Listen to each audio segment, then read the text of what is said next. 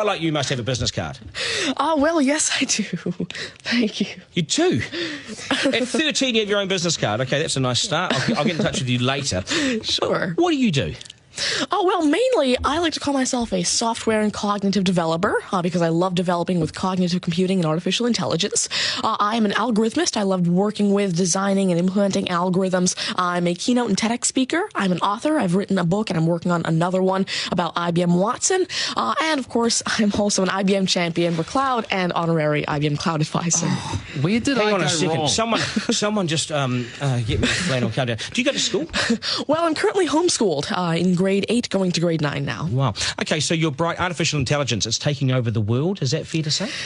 Well, you see, that's actually one thing that I believe a lot of people have, this sort of misconception that artificial intelligence is this technology that was made to replace humans, that really everything we do, whether it be, our jobs or whatever we do at home every day. But really what I believe is that artificial intelligence was developed and is continuing to be developed for the sole purpose of really augmenting our life and amplifying our skills or capabilities and what we can do every day. But what about when the computers actually learn that they're better than us? Well, you see, that's sort of called a singularity of artificial intelligence, at which point artificial intelligence has surpassed human intelligence to the point that we cannot control it. But really what I believe at this point, artificial intelligence, I won't go into the details right now since we're limited on time, but the thing is right now, artificial intelligence itself as a technology is so foolable and so primitive that either A, we won't reach that singularity point, or B, if we do, it's a very long ways off. Do you understand that, Mark? No. I couldn't. I wanted to take notes for the exam at the end of this. You lost them in the first sentence. Could I perhaps offer you a golf ball? There you go. Thank you very much. You do this YouTube channel, which you teach people. What is that all about, and who is your target audience? Yeah, sure. Now, I actually have a YouTube channel called Tanmay Teaches that I've been running for around 6 years now, and it has over 144 videos and now 22,000 subscribers. And so on it, I love to teach about computing, really programming, these algorithms that I develop, machine learning especially, math, science, and especially technologies like IBM Watson. Because, of course, I like to share my knowledge because I realize that there's this lack of resources for people to learn about technologies like AI, which is why I absolutely love sharing my knowledge through, of course, these YouTube videos, the books that I'm authoring, the keynotes that I have, and really Watson comes in here in such a great way because Watson allows me... What's Watson?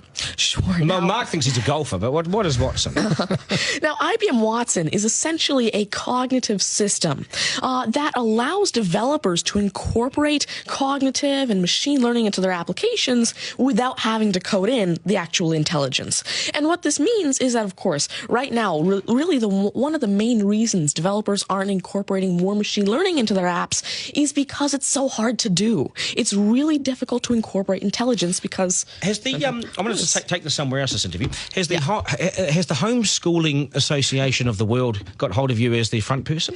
Well, there is actually a Homeschooling Legal Defense Association, I believe, HSLDA, in Canada, and I actually had a keynote for them last year in Niagara Falls. You're the poster boy for homeschooling, aren't you?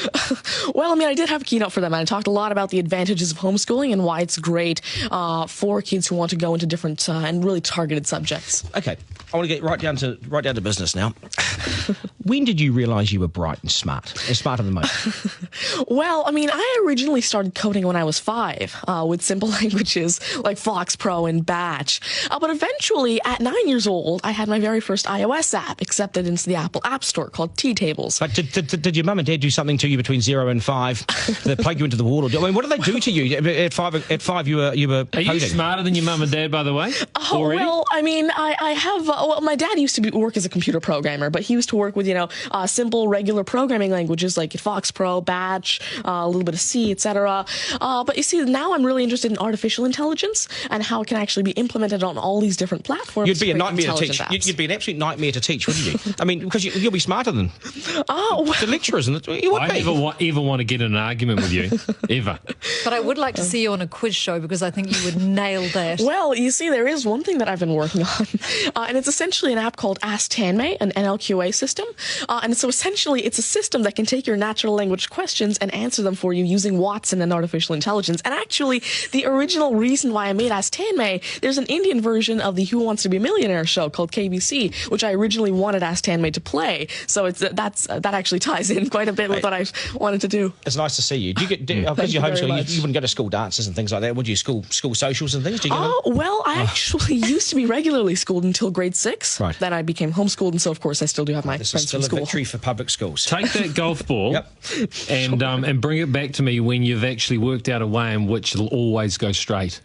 Because I think you could do it. Technically, using a genetic algorithm or something. I knew there'd be an answer. Hey, it's brilliant to meet you. You're a complete inspiration. Thank you. And I hope my son was watching, a 7-year-old son. Message to Buster Garner, you got work to do, mate. Do your homework, and we got to sharpen things up. Nice to see you. Thank you very much. much. All the very best. Thank You're you. amazing. Thank you. You're amazing. Okay, news is next, and then we are joined by today's panel, which won't be as smart as this guy, but they'll still be good, and we will head back to the beach as well for a game of 9 and 10. So much pressure now on the contestant in 9 and 10 just to rip through it and get it right. It's coming up after 8.